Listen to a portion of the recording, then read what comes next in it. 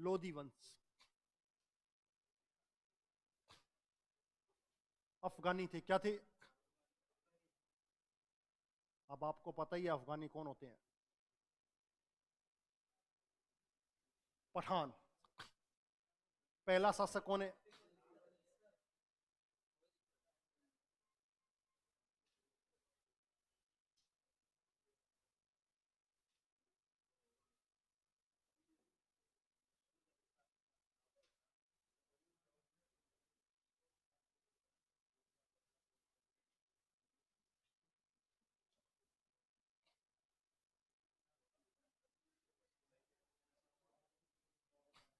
अच्छा, एक चीज और ध्यान रखिएगा, अपने ने जो खिज्र खां लिखा था, आपसे इनडायरेक्ट रूप से वैसे ध्यान रखिएगा, वो अपने आप को मोहम्मद साहब का वंशज मानते थे।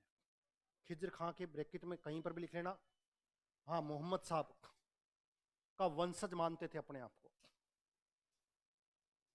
सैयद वंश है ना, खिज्र खां जो संस्थापक है, ब्रैकेट में लिख लेना, अपने आप को किसका वंशज बताते हैं? मोहम्मद साहब का। तो ऐसी डायनेस्टी जो अपने आप को सीधा कोरिलेट करती है किससे? मोहम्मद साहब से, वो कौन है? ठीक है, संस्थापक था साहब, पहली चीज। दूसरी, इसने अपने नाम से सिक्के चलाए।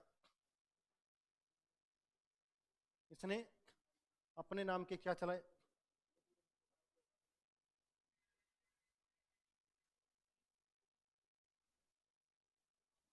इसने अपने नाम के क्या चलाए? सिक्के चलाए। तीसरा, यह अमीरों को एक नाम से बुलाता था।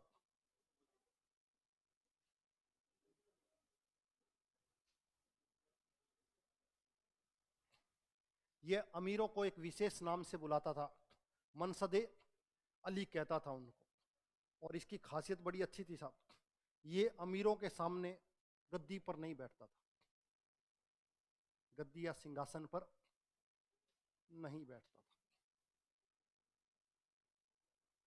पहली बात, उनके साथ नीचे बैठता था बराबर में, यानी कि एक तरीके से क्या हुआ, समानता स्थापित करने की कोशिश करने वाला, गद्दी या सिंहासन पर नहीं बैठता था।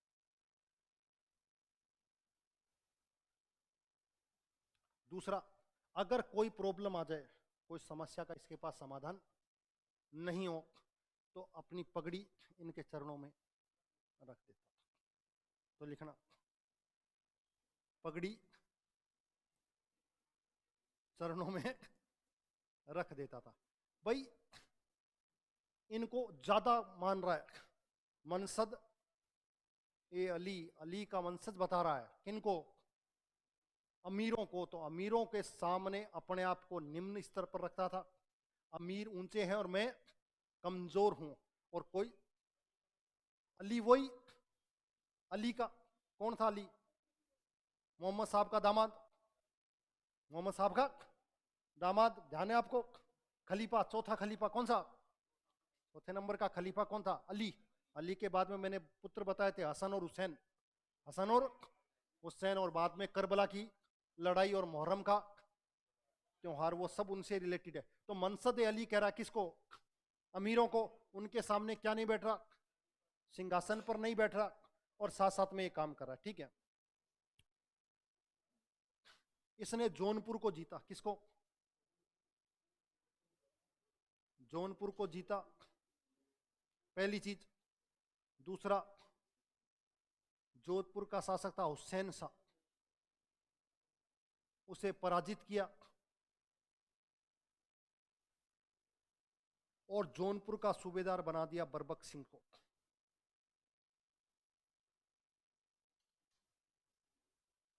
बरबक खां सिंह क्यों करेंगे, बरबक खां को। जौनपुर को जीता, जौनपुर का सूबेदार था हुसैन शाह, उसने विरोध कर दिया था, उसको पराजित किया और उसकी जगह नया सूबेदार बनाया जिसका नाम था बरबक खां। खरबक खां नहीं, बरबक खां।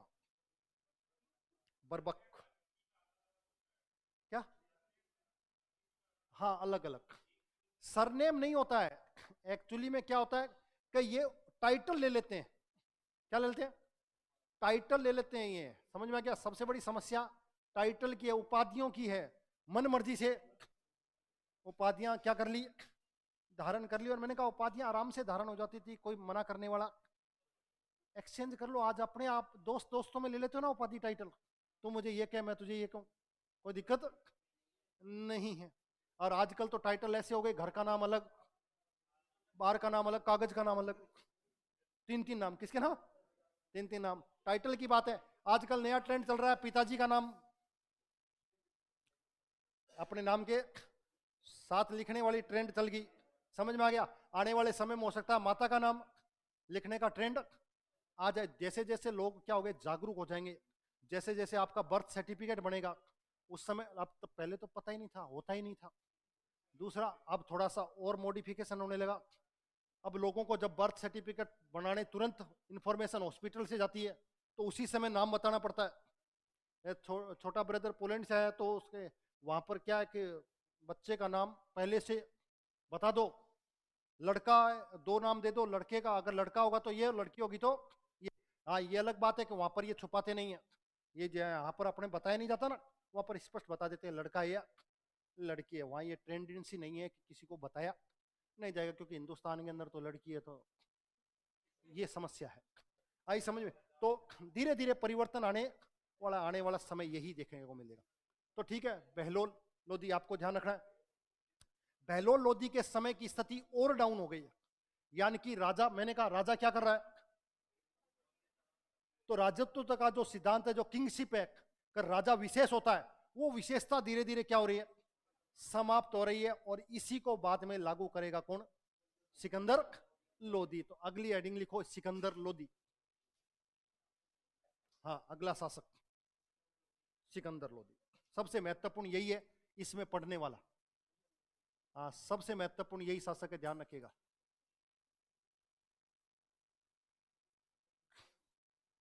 सिकंदर लोधी सबसे महत्वपूर्ण। पहली चीज तो ध्यान रखना, इसका मूल नाम निजाम खां था।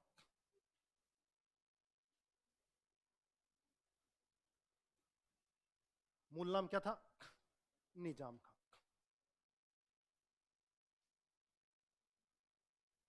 दूसरा, इसे औरंगजेब का अग्रज कहा जाता है।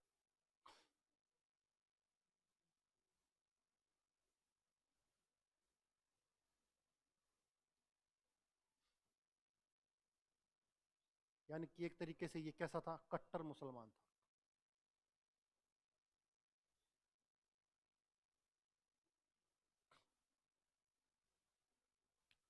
ठीक है, अब कट्टर कैसे था उसको देखिए।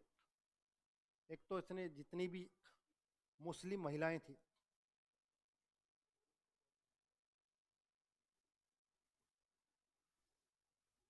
उनको कहा कि किसी भी तरह की दरगाह या मजार पर नहीं जाओगे।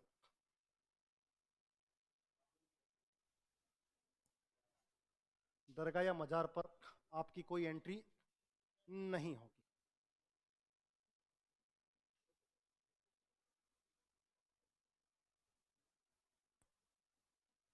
मुहर्रम नहीं मनाया जाएगा। मुहर्रम को क्या करवा दिया? बंद करवा दिया।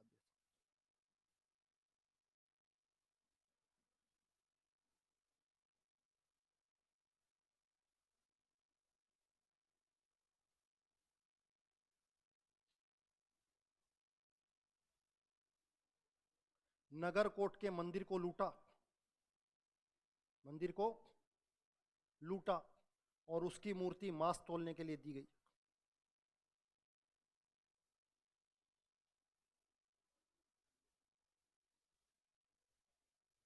मांस को तोलने में दी गई।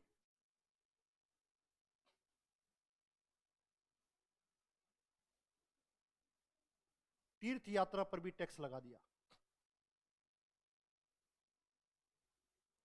जजिया कर तो था ही, लेकिन इसके अलावा कोई तीर्थ यात्रा करने जाएगा उस पर भी क्या लगा दो? टैक्स लगा दो साहब।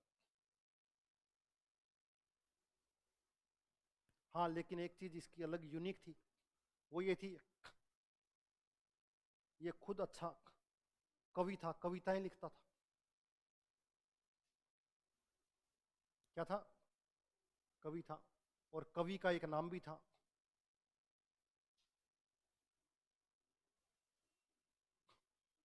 गुलरुखी नाम से कविताएं लिखता था साहब, गुलरुखी नाम से। जो इसने जो नाम ले रखा था किसमें, कवि के रूप में, वो कौन सा था, गुलरुखी।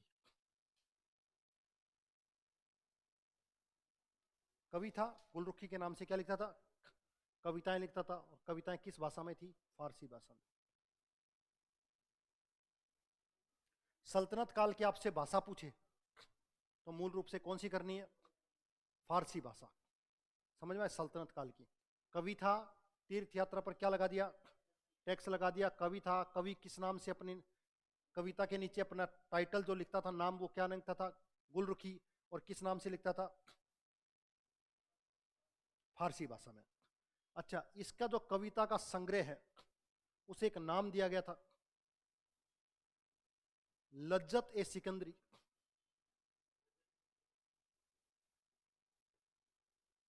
इसकी कविताओं के संग्रह को लज्जत ए सिकंदरी के नाम से जाना गया।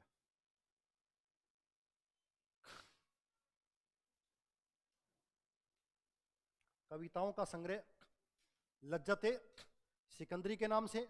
कविताओं में अपना नाम क्या था, गुलरुखी। किस भाषा में लिखता था, फारसी भाषा में लिखता था।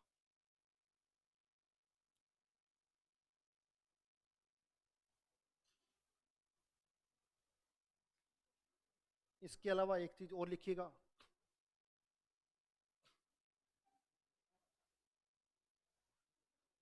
इसने जो आयुर्वेद के क्या थे, आयुर्वेद के जो ग्रंथ थे उनका फारसी भाषा में क्या करवाया, ट्रांसलेट करवाया। फारसी भाषा में उनको ट्रांसलेट कराया, जिसे एक विशेष नाम से जाना गया, फरहंगे ए सिकंदरी। आयुर्वेद के ग्रंथों का फारसी भाषा में, कौन सी, फारसी भाषा में अनुवाद।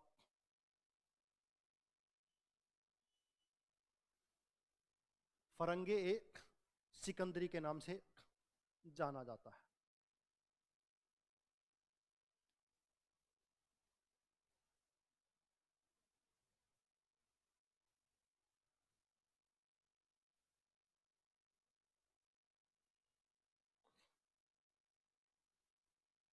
ठीक है। इसके अलावा इसने एक नई चीज चलाई, भूमि की पैमाइश या नापतोल के लिए एक पैमाना चलाया जिसे गज सिकंदरी कहा गया। और आपको पता है अभी भी चलता है गज। तो इसके द्वारा भूमि पैमाइश का एक पैमाना गज ए सिकंदरी चलाया गया, भूमि को नापने का। उसने कौन सा चलवाया था, अलाउद्दीन ने बिस्वा। अलाउद्दीन ने बिस्वा चलाया था और इसने गज। और दोनों ही कहीं ना कहीं अभी भी व्यवहार में प्रयोग लिए जाते हैं।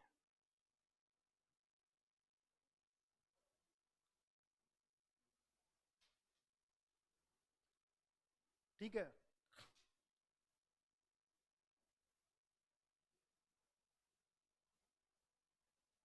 इसी के समय पुर्तगाली वास्को डी गामा भारत आया।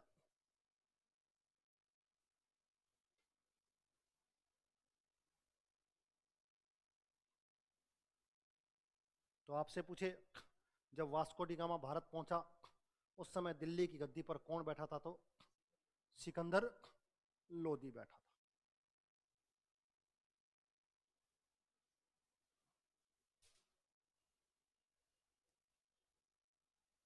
ठीक है।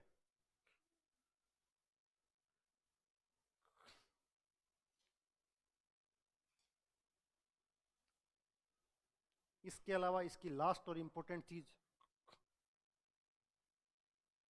आगरा की स्थापना की। आगरा शहर को बसाया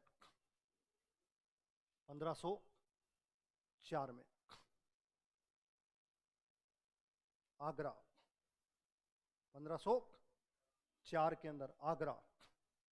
और बाद में इसको राजधानी के रूप में विकसित किया, वो लिख लेना। 1506 में, 1506 में इसको क्या बनाया, कैपिटल बनाया आगरा को। और इसी के पास बाद में अकबर एक नया शहर बसाता है जिसे फतेहपुर सीकरी के नाम से जाना जाता है। बहुत ज़बरदस्त आप वास्तुकला देखने को आपको मिलेगी वहाँ पर, स्थापत्य कला, आर्किटेक्चर देखने को मिलता है। कहाँ पर, फतेहपुर सीकरी के अंदर। तो ये कुछ विशेषताएं थी जो इसको यूनिक बनाती हैं। किसको, सिकंदर लोदी को। स्पष्ट ध्यान रखिएगा।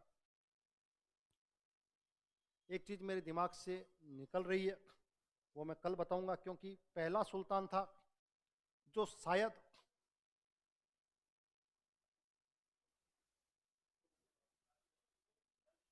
हाँ दाढ़ी बर्ड को रखता था, बियर्ड को रखता था, ऐसा माना जाता है। किसके बारे में, सिकंदर लोदी के बारे में। इतनी महत्वपूर्ण चीजें हैं। सिकंदर लोदी से एग्जाम में क्या पूछा जाता है उसको समझ लीजिएगा। एक तो मुहर्रम पर प्रतिबंध लगाने वाला सिकंदर लोदी। दूसरा, गुलरुखी के नाम से कविताएं कौन लिखता था, सिकंदर लोदी। और तीसरी सबसे महत्वपूर्ण चीज, आगरा शहर को किसने बसाया और राजधानी कब बनाई। इसके अलावा ये एक अलग से चीज है जो आपको याद रहनी चाहिए कि जब Vasco D gamma Calicut Kerala पहुंचा, जब वहां का शासक था जमोरिन, कौन था, नाम ही स्पेशल है लेकिन ध्यान रखिएगा, अंग्रेज नहीं था, ब्राह्मण ही था। हाँ जमोरिन, ठीक है। और उस समय वो दिल्ली की गद्दी पर कौन बैठा था। तो इसका मतलब उस समय तक का क्षेत्र धीरे धीरे उत्तर भारत का क्या हो गया, कंट्रोल हो गया। लेकिन जब आपको पता है जब मुगल आए तब उन्होंने अपने क्षेत्र का क्या किया, विस्तार किया। और बिना मुगलों के अंग्रेज स्थापित नहीं हो पाए। उनको भारत में क्या लेनी पड़ रही थी, परमिशन। समझ में आ गया। लेकिन पुर्तगाली जब आए उनको किसी की जरूरत नहीं थी, और पुर्तगाली सबसे पहले आए और सबसे बाद में गए हैं, ये भी ध्यान रखना। भारत में सबसे पहले पुर्तगाली और सबसे बाद में गए गोवा से। कहां से, गोवा से। इसलिए आपने देखा होगा गोवा का कल्चर आपको यूरोपियन कल्चर सबसे ज्यादा दिखाई देगा। चर्च जैसी व्यवस्थाएं आपको सबसे ज्यादा कहां दिखाई देंगी, गोवा में। सबसे पुराना चर्च भी आपको केरल में, वहां गोवा में ही दिखाई देगा। इसको ध्यान रखिएगा। सिकंदर लोदी के बाद, इसके बाद, इसके बाद लिखिए इब्राहिम लोदी। बस उसके समय कुछ घटना नहीं घटी। हाँ, इब्राहिम लोदी।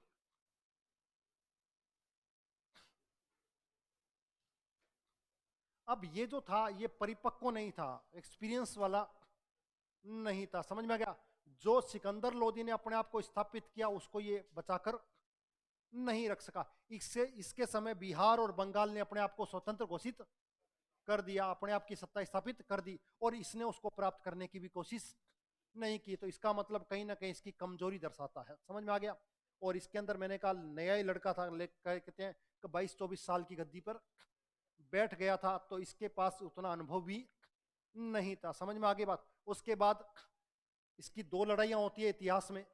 एक लड़ाई सांगा से होती है और एक बाबर से होती है। किसे, और ये दोनों ही लड़ाइयों को हार जाता है, और हारने के बाद दिल्ली सल्तनत का इतिहास समाप्त हो जाता है, एक नया युग प्रारंभ होता है। तो लिख लीजिए इब्राहिम लोदी के बारे में लिखिए। इसके समय बिहार और बंगाल अपने आप को क्या कर देते हैं, स्वतंत्र घोषित कर देते हैं।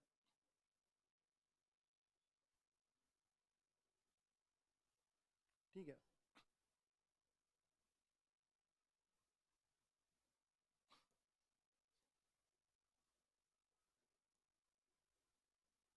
पंजाब का सूबेदार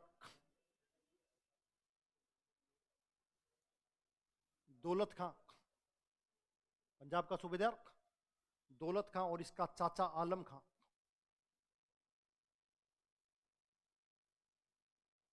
बाबर को इनवाइट करते हैं,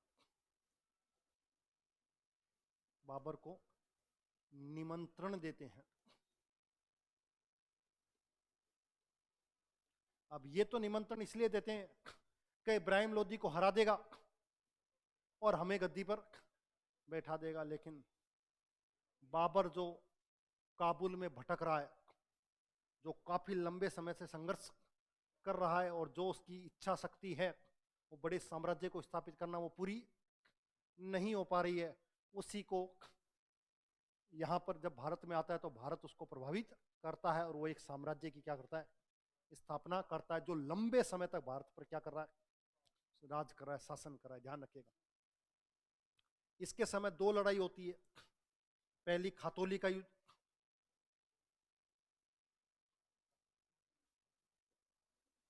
खातौली का युद्ध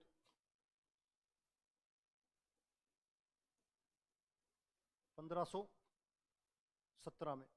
खातौली कहां पड़ता है? बूंदी में।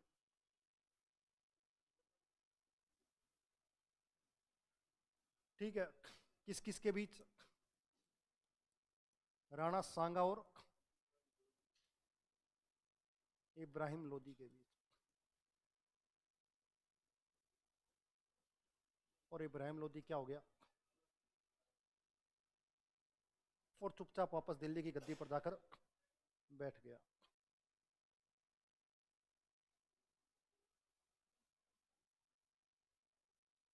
और दूसरा युद्ध होता है पानीपत का प्रथम युद्ध। ध्यान रखिएगा, 21 अप्रैल 1526 में बाबर और इब्राहिम लोदी, इब्राहिम लोदी के बीच 21 अप्रैल 1526, और इब्राहिम लोदी मारा गया। सल्तनत काल का पहला शासक जो युद्ध स्थल पर मारा गया। हाँ, समझ आप, ब्रैकेट में लिख लेना, सल्तनत काल का एकमात्र शासक जो युद्ध स्थल पर मारा गया। इसका मतलब वास्तविक मौत तो यही मरा है। वास्तविक मौत तो यही मरा, लड़ते हुए जो मरे वो शहीद वीर जो बिस्तर के ऊपर पड़े हुए मरे, ज्यादातर ऐसे ही गए हैं। ठीक है, इससे मुझे एक चीज और याद आई। कई बार कई चीजें दिमाग से, फिरोज तुगलक ने एक बार अभियान किया था सिंध का। किसका? सिंध का अभियान किया, और जो भारत के इतिहास में या सल्तनत काल का सबसे अव्यवस्थित मिसमैनेजमेंट वाला माना जाता है, कि उसकी सेना जो है ना, कच्छ के रण में गुम हो गई। समझ में आ गई? और बड़ी संख्या में वो मारा गई, और कहते हैं कि 1 महीने बाद वो पहुंचा दिल्ली वापस। कितने महीने बाद? 1 महीने तक रास्ता भटक गया, और 1 महीने के बाद दिल्ली की गद्दी पर वापस पहुंचा फिरोज तुगलक। तो एक चीज कहीं याद रख लेना, बंगाल, वो सिंध का अभियान, किसका? सिंध का अभियान सबसे अव्यवस्थित अभियान माना जाता है। किसका? फिरोज। क्योंकि कुछ कैरेक्टर ऐसे हैं जो एग्जाम में पूछे जाते हैं, सिकंदर लोदी, फिरोज तुगलक या मोहम्मद बिन तुगलक, अलाउद्दीन खिलजी, बलबन और इल्तुतमिश। ये 7 या 8 कैरेक्टर हैं जिनसे बार बार एग्जाम्स में क्वेश्चन पूछे जाते हैं। बाकी तो सिर्फ कड़ी जोड़ने का काम करते हैं। ठीक है, अच्छा एक चीज और बताओगे मुझे, एक रोड थी जीटी रोड, हाँ, उसका निर्माण किसने करवाया? पक्का?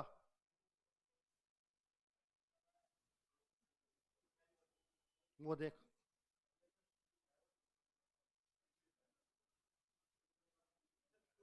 जवाब इसने ही दिया है, शेर शाह। तू अंग्रेज, शेर शाह सूरी है। शेर शाह। फिर क्यों ला रहा था तू इब्राहिम लोदी? क्यों ला रहा था फिरोज तुगलक? मैंने कहा देखता हूं भी जोड़ देगा, कहां सब तो बता रहे हैं फिरोज तुगलक यही होगा। रुपया, रुपया जो करेंसी है। शेरशाह सूरी का योगदान भारत के इतिहास में बहुत कम समय में है, लेकिन सबसे महत्वपूर्ण माना जाता है। मैंने कहा ना, अगर तकदीर ने साथ दिया होता तो आप आगे की सल्तनत को पढ़ते ही नहीं। शेरशाह, क्योंकि शेरशाह क्या था, और ये कौन थे? अफगानी। इसलिए शेरशाह कह रहा था अफगानी जब हटे हैं तो दिल्ली का वास्तविक जो व्यक्ति है, जो दिल्ली पर शासन करना चाहिए, वो किसको करना चाहिए? अफगानी को ही करना चाहिए, क्योंकि सल्तनत किसके पास थी? अफगानियों के पास थी। इसलिए मैं वास्तविक रूप से सत्ता का अधिकारी हूं, क्योंकि मैं क्या हूं? अफगानी हूं। और मैंने कहा अफगानी सामान्य नहीं होता है। अफगानिस्तान को दुनिया की बड़ी दो महाशक्तियां आज तक नहीं जीत पाई, जिसमें अमेरिका और रूस, और दोनों लड़ते लड़ते बर्बाद हो गए, पैसा खत्म हो गया। लेकिन अफगानिस्तान वैसे का वैसा ही, क्योंकि अफगानिस्तान की जो ज्योग्राफिकल कंडीशंस हैं उसको जीतना। रेते रेत क्या, ड्राई फ्रूट्स होते हैं, रेते रेत। हाँ हाँ, ड्राई फ्रूट्स, काजू बादाम और जितने भी तू खाता है, ये जो पैकिंग होकर आते हैं इनके पीछे देखा कर, सबसे ज्यादा योगदान उन्हीं का है। ठीक है, तो इसको याद रखें, नीचे नोट करके लिख लो। लोधी वंश की एक अलग विशेषता जो अब तक कहीं नहीं पड़ी, सबसे ज्यादा मकबरों का निर्माण इसी काल में हुआ, इसलिए लोधी काल को मकबरों का काल कहा जाता है। लिख लीजिए, सर्वाधिक मकबरों का निर्माण लोधी वंश में हुआ, इसलिए लोधी वंश को मकबरों का काल कहा जाता है।